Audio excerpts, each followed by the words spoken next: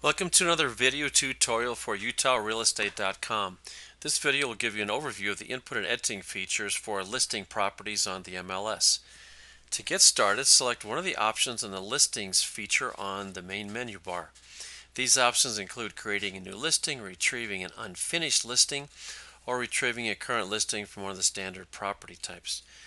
Did you know that you can also start a new listing by clicking on Forms, Create New, and then on the right side of the screen under Listing Forms, select Start a New Listing. I'll select, instead of doing that, I'll select Listings, Create a Listing from the Listings on the menu bar. You can start a new listing based on a previous MLS number by entering that number right here. I'll start by entering just the agent name and a listing name. That's the only required fields I really have to do.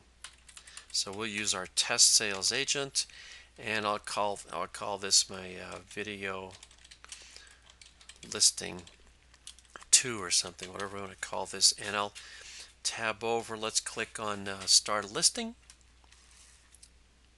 and that takes us to the listing input screen. This is just one main screen where required fields are marked with a red bullet on the left. We also have a link at the top so you can click on any either mandatory fields, errors, warnings, and it will take you to those fields right away. Let's start completing some of the fields just to get a feel for how this system works. So under list price, I'll start with something like $225,000. Under short sale, what's a required field? I'll click no, it's not a short sale. Let's just scroll down a bit. For the address, I'll put in something like 1500. And this property I'm doing, for instance, the sample properties in Sandy, and I'll click that's 1500 East and 10600 South, and I'll click on South. And a street type, unit number, of course, is not required.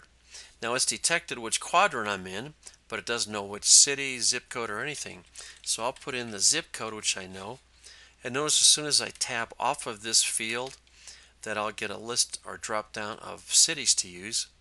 I want to use Sandy, and as soon as I selected Sandy, then I got a map that came up, a Google map, where I can and should make sure that this is the proper location for my property. So in this case, just to test it, I'll kind of say no, that's not really where it is. I'll click and drag to pull it over here, and it asks me, is that where you want to save this new location? Yes, that's what I want to do. This is very important to make sure that whoever does the inputting listings gets the right location for this property. It could end up just anywhere, so if you don't make sure that this is the correct location. Okay, now we're not going to complete all the fields for this tutorial, but this should give you a good idea on how the listing input system works. You'd use the same screen to change information later as well. So as we just scroll down to take a quick look at all the fields that you can enter.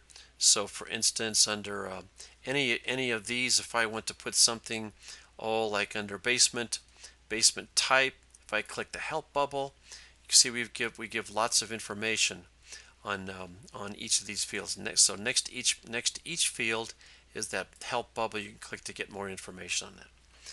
Well, right now we're just going to say this is an unfinished listing. So maybe I don't have enough information, or I want to go back and get some more to finish this later. So I'm going to save this as unfinished. Of course, at any time you could print this off as a PDF. I couldn't publish this to the MLS yet because I don't have everything finished. So I'll just click Save as Unfinished, and we had already called this video listing 2, so that's up here. That number that's next to it is the number that could be used for anyone publishing this in my office to the MLS.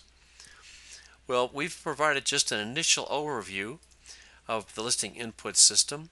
Look for other videos on editing listing, photos, and more on UtahRealEstate.com.